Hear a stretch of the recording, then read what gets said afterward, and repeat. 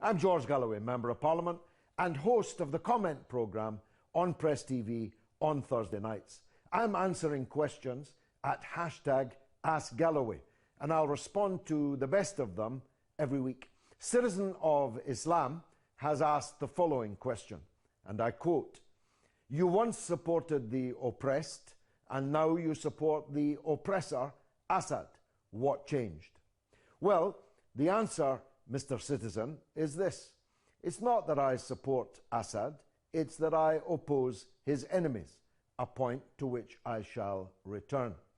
I said from the beginning of the events in Syria more than 3 years ago that the Syrian people had every right to rise up and overthrow their government, as indeed do any people have the right to overthrow any government, especially a government that is undemocratic, unelected, and relies on a security force, a police state, to stay in power.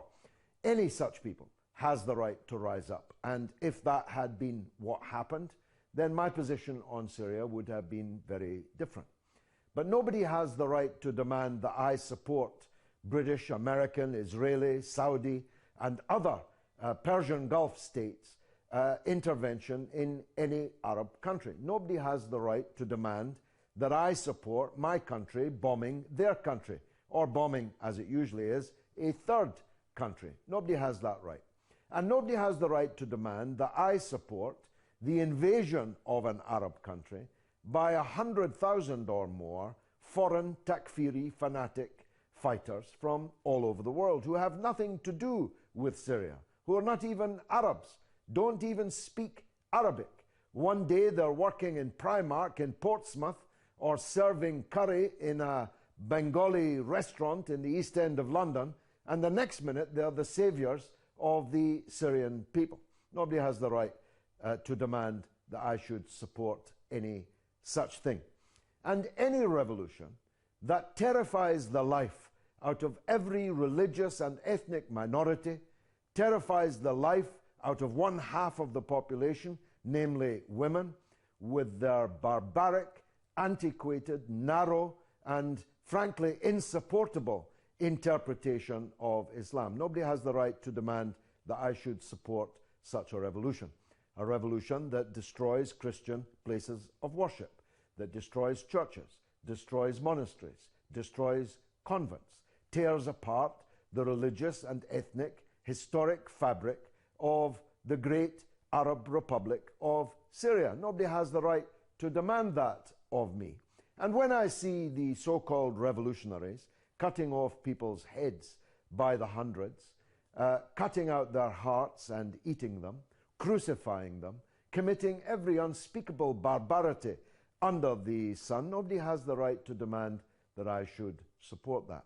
Now, I told Bashar al-Assad the day after the fall of Ben Ali, the Tunisian dictator, that he should call a free and fair democratic presidential election, and that if he did, he would almost certainly win it. And he would thus be the only elected president of any Arab country. The Syrian regime is a dictatorship. It's an authoritarian police state, just like virtually every other Arab country. It's ruled by a family, the Assad family, the father before, the son, and who knows, maybe his son after that. I don't support such rule. But that's the case in virtually every one of Britain and America's allies in the Arab world, as are these states brutal tyrannies, police states, authoritarian dictatorships. So I ask myself, what's the difference between the dictatorship in Syria and the dictatorship, say, in the United Arab Emirates or in Saudi Arabia, with whom we are best friends? And here's the difference. Syria is a dictatorship that opposes and confronts Israel. Syria is a dictatorship that for 20 years hosted the Palestinian resistance and gave them everything: money, weapons, training, ammunition, logistics, at a time when no other Arab country would do so.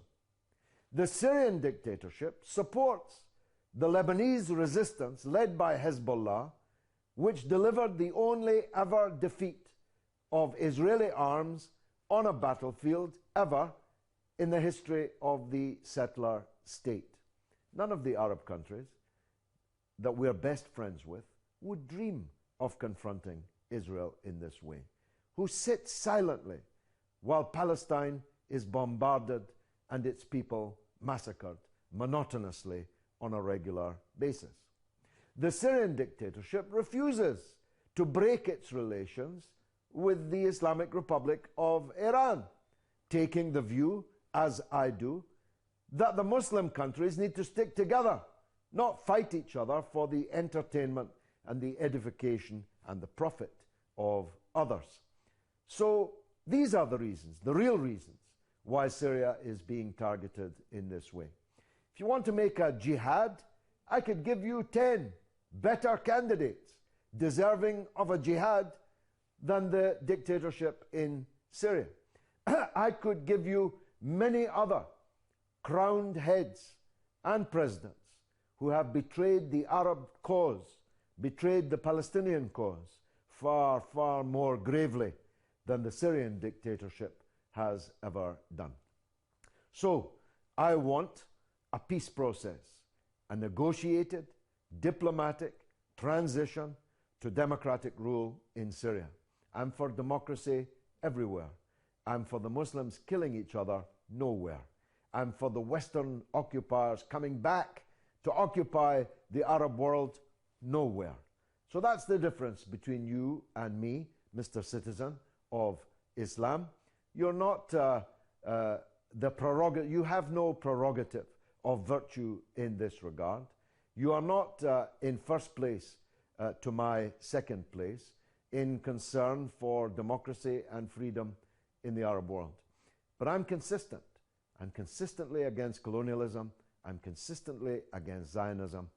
And it's colonialism and Zionism that are targeting the Syrian regime. That's why I'm afraid I can't be with you.